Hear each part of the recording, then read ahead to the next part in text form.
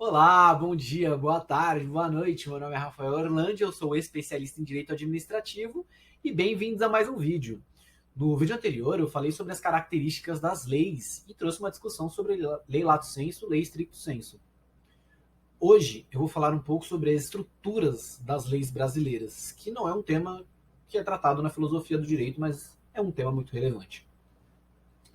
Então, a primeira coisa que eu tenho para trazer aqui no conteúdo de hoje é que é a Lei Complementar número 95 de 98 que vai tratar sobre esse assunto.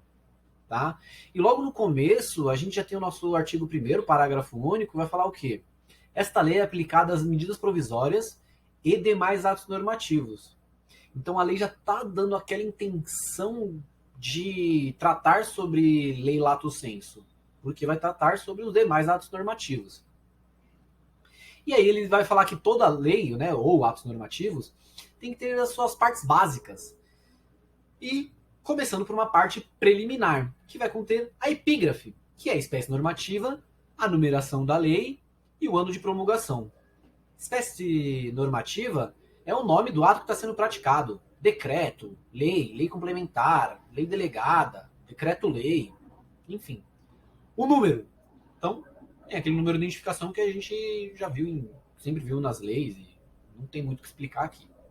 E o ano de promulgação.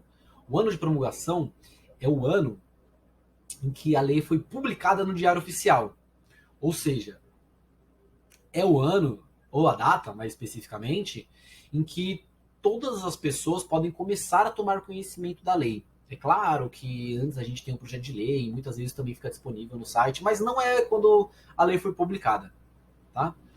E depois vem a ementa, que vai conter o objeto da lei. O termo objeto ele é usado quando a gente vai estudar atos jurídicos. Então, por exemplo, eu vou pegar duas espécies de atos jurídicos aqui, tirando a lei, né? Nós temos os atos administrativos que vão tratar, que vai ter o seu objeto específico, e temos os contratos. Então, por exemplo, a lei 4.717 tem como objeto a ação popular. Então, é o centro do ato jurídico. Num contrato de compra e venda de carro, esse é o objeto, a compra e venda de um carro. Então, esse é o centro daquele documento. Depois a gente vai ter o preâmbulo. O preâmbulo ele vai vir com o órgão ou instituição que está publicando aí o ato. E tem a ver com aquela característica da autoridade e emanação, que vai vir de uma autoridade competente, né? E também vai ter a base legal. Então, o que quer dizer tudo isso?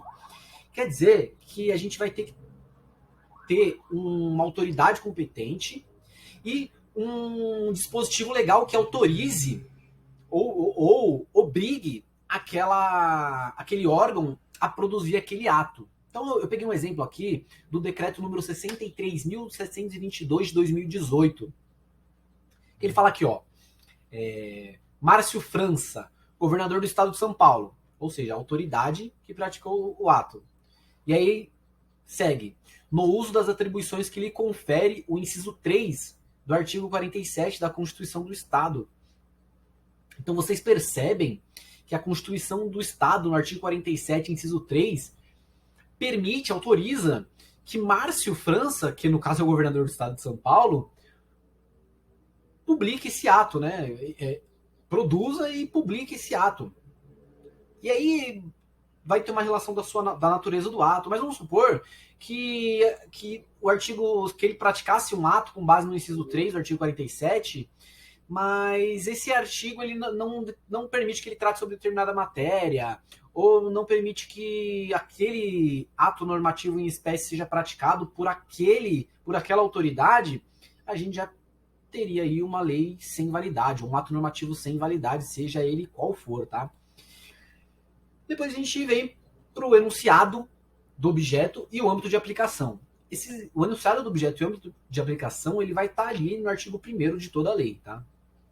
Então, por exemplo, a Lei 14.136 de 2021 vai ter como enunciado do objeto normas gerais de licitações públicas e contratos.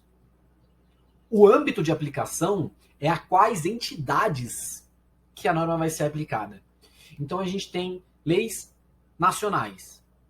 As leis nacionais, elas são aplicadas a todos os entes da federação, a União, os estados, municípios, Distrito Federal e territórios. Que é o exemplo, a Lei 14.133, 2021. Mas a gente pode ter uma lei federal, por exemplo, que vai ser aplicado só à União, que é o caso da Lei 8.112, de 90, que é aplicada ao Estatuto do Servidor Público da União. Então vai ser aplicado apenas aos servidores públicos da União. Em contrapartida, a gente tem a Lei 10.261 de 68, que é o Estatuto do Servidor Público do Estado de São Paulo. Vai ser aplicada apenas aos servidores públicos do Estado de São Paulo. Certo? Depois a gente tem a parte normativa da lei. A parte normativa ela é muito interessante, porque a Lei 95 de 98 vai falar que a parte normativa traz o conteúdo substantivo. E o que é o conteúdo substantivo? O conteúdo substantivo vai trazer aquela característica da lei que é a abstração. Então, para a gente entender melhor, eu vou ter que falar dos efeitos das leis. E a lei ela possui efeitos objetivos, mediatos e imediatos, e subjetivos, mediatos e imediatos. Os efeitos das leis, imediatos e objetivos, são apenas simbólicos. Então, vamos entender primeiro o que são esses efeitos simbólicos. Símbolo, na definição do filósofo Carl Jung, símbolos, ele vai ter um aspecto que é assim. Nós temos os signos. Os signos, eles são qualquer alteração na superfície que causa uma percepção nos nossos sensores que identifique que teve uma alteração naquela superfície. Então, por exemplo, nós temos o ar. O ar ele é uma superfície. Aí, uma coisa cai no chão, faz vibrar o ar, que vai emitir um barulho, e o nosso ouvido vai perceber essa alteração no suporte, que é o ar, que é o barulho, e a gente vai identificar esse sinal de que alguma coisa aconteceu que causou esse barulho.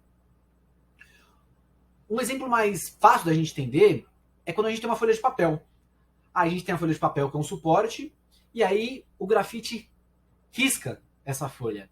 E aí quando a gente olha, o nosso sensor, que é a nossa visão, vai perceber que tem o sinal de que o grafite riscou aquela superfície, teve uma alteração naquela superfície. Por outro lado, nós temos os signos. E o signo é o que a informação na nossa cabeça, a interpretação da informação que a gente está recebendo. E a gente está o tempo todo produzindo signos porque a gente está o tempo todo recebendo esses estímulos anteriores. Acontece que alguns signos eles vão ter um conjunto de características que a gente percebe que é comum. Então, por exemplo, o ser humano, ele tem 2 braços, 2 pernas, uma cabeça, né? O ser humano, a maioria dos seres humanos. Então, a gente tem esse conjunto de signos. E aí, a gente vai produzir uma memória. Isso quer dizer que os signos, eles ficam na nossa memória. Mas os signos também ficam nos sinais. Isso quer dizer que aquele sinal, quando um signo fica naquele sinal, a gente vai ter um significado. Então, por exemplo, se eu falar para você a palavra árvore, nós temos os sinais que a gente construiu, né? O A, o R, o V, o E, o O, o R e o E, em conjunto. Esses sinais, nós atribuímos signos a eles. Ou seja, as letras da palavra árvore possuem um significado, que é esse conjunto que nós já observamos das árvores. Não são todas as árvores que são iguais. Eu estou falando árvore, provavelmente você está imaginando uma árvore diferente da que eu estou imaginando. Mas tem aquele conjunto básico que a gente entende do que é uma árvore. Então isso são os símbolos. São sinais, padrões, com significados comuns, e nós temos os símbolos. E os únicos efeitos objetivos imediatos das leis são os símbolos. E aí, consequência da existência desses símbolos, os efeitos objetivos mediatos, ou seja, conforme a lei vai existindo, é que a única coisa que acontece é que o ser humano pode conhecer da lei.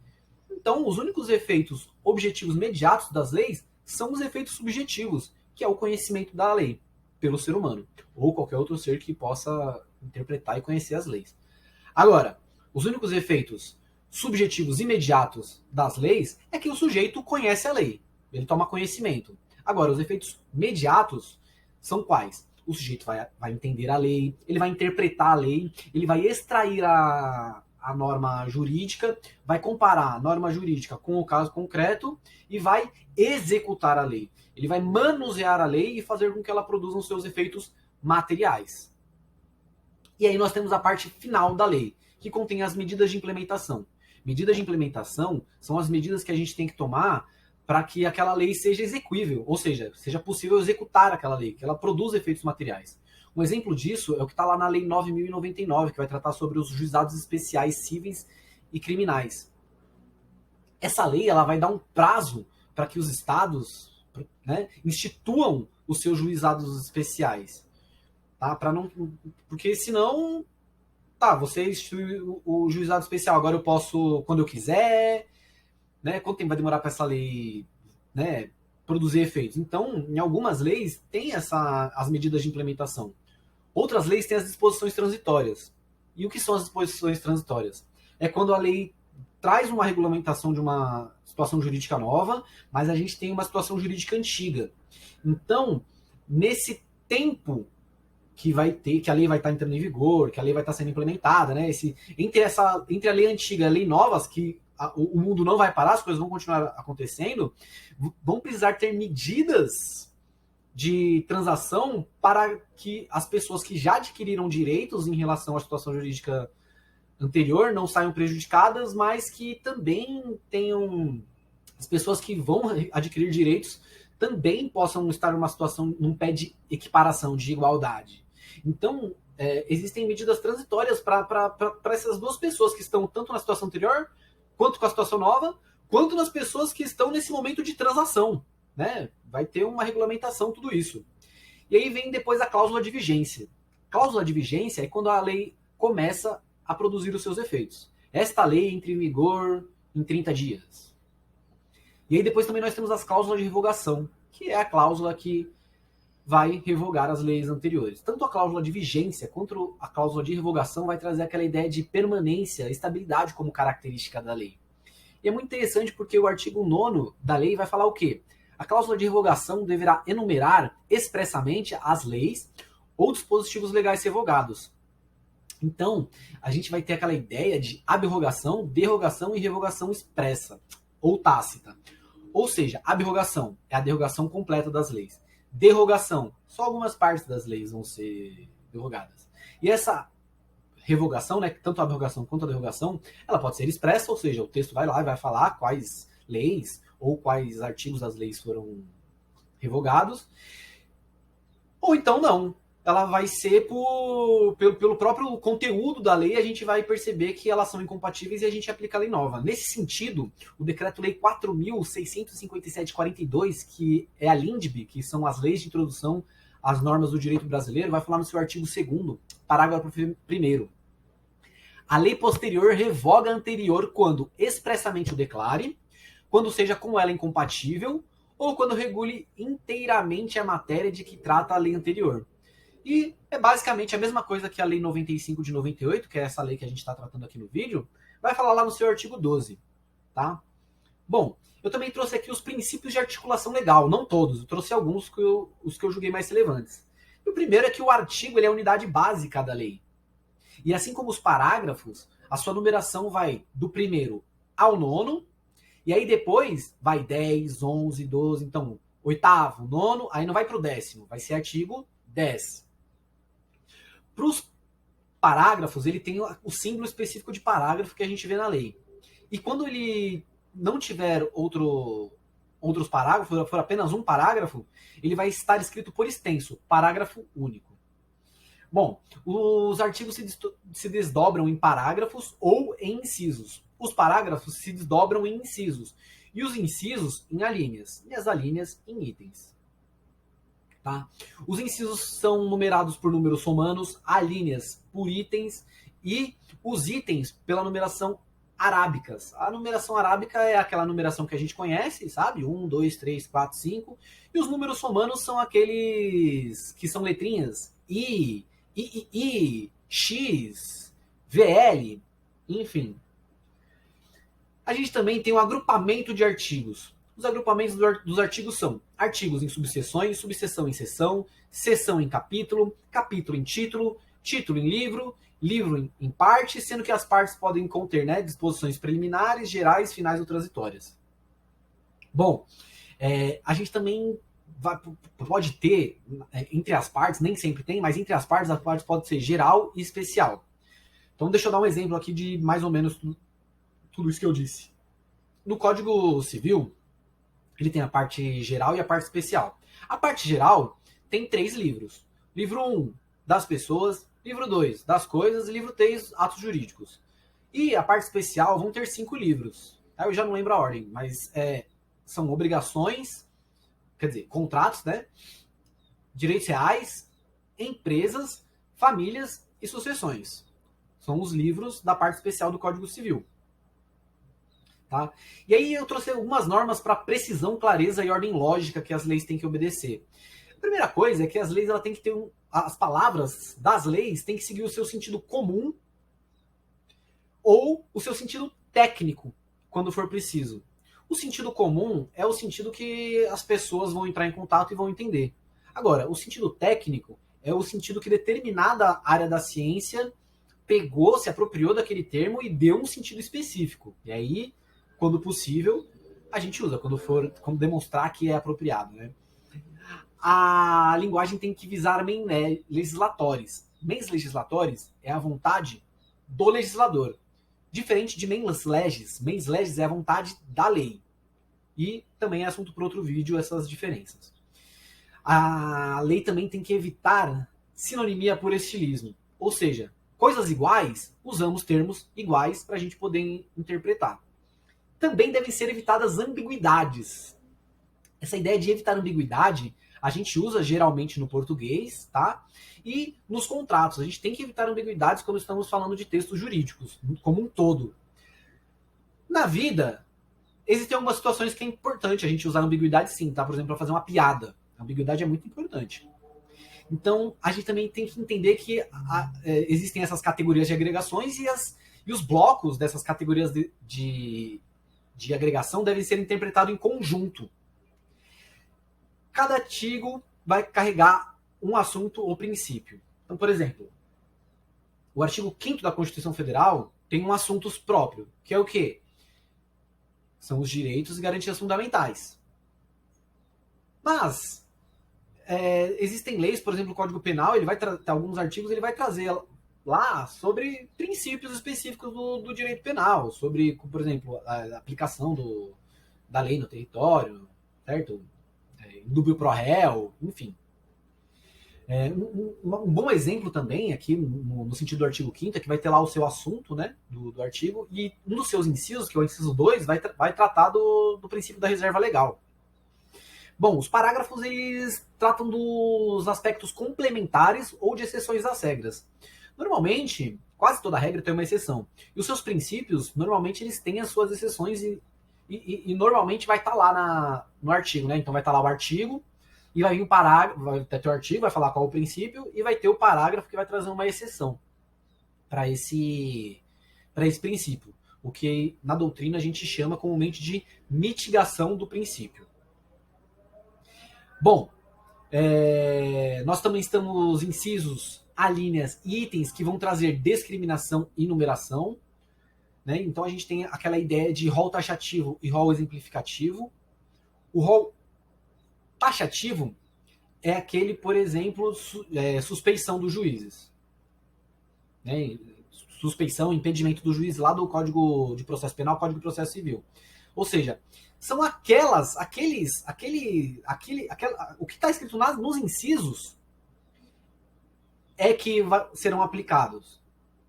Tá? Então são coisas específicas, nada menos, nada mais. Mas existem casos que a lei traz um rol exemplificativo, ou seja, aqueles incisos eles são exemplos para você entender qual é o sentido do artigo, mas tem mais situações do que aquelas lá que estão na descrição dos incisos.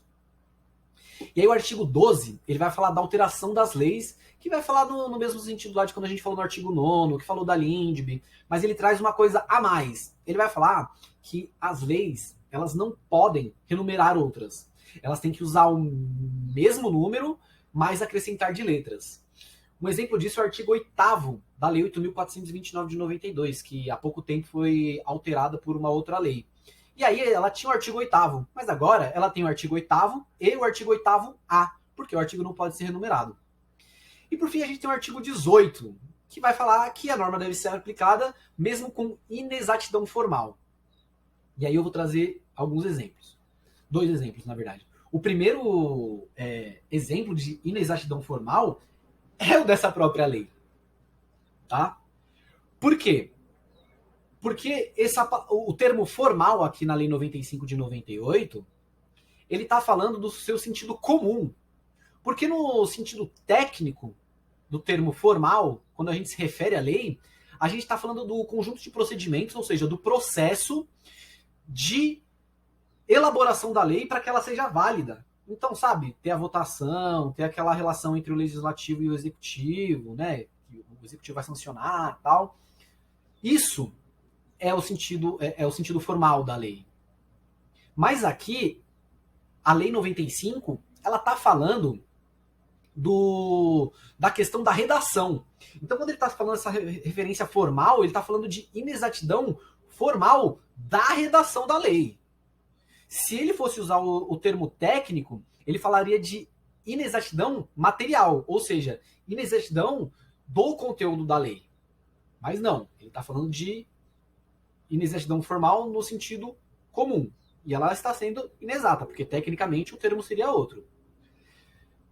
Agora, um bom exemplo disso que a gente já tratou na lei, em especial o artigo 18, e naquela ideia de agregados que a gente já falou, a gente tem o Código Penal, no artigo 313, que ele vai tratar do peculato mediante erro de outrem. Então, o assunto do artigo 313 é o peculato mediante erro de outrem.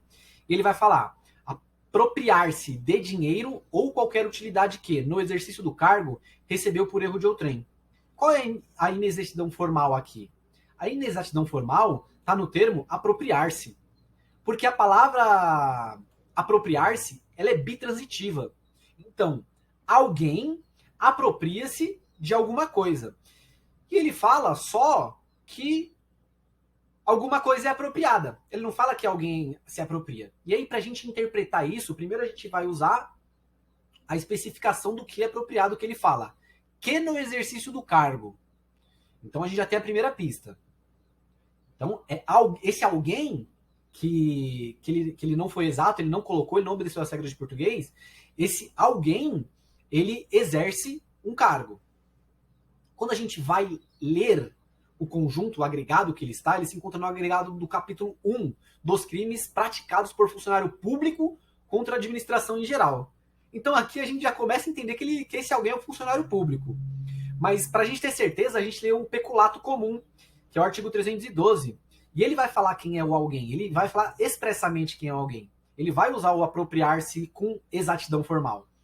Porque ele vai falar apropriar-se o funcionário público, então alguém apropria-se, que é o funcionário público, apropria-se de qualquer valor ou bem móvel. Valor ou bem móvel, público ou particular, tananana. Então, você está vendo que para poder entender quem é esse alguém do peculato mediante erro de outrem, a gente está interpretando porque está dentro do capítulo 1 do título 11, e está pegando o peculato que está no mesmo capítulo, e está traçando esse comparativo para poder interpretar a lei. Bom, esse é o conteúdo do vídeo de hoje. Eu espero que tenham gostado. Meu site está aqui embaixo. Eu estou publicando aos poucos alguns artigos também lá, além do conteúdo aqui no YouTube, tá? Espero que vocês estejam gostando dos vídeos, espero que estejam ajudando e até um próximo vídeo. Obrigado e até mais.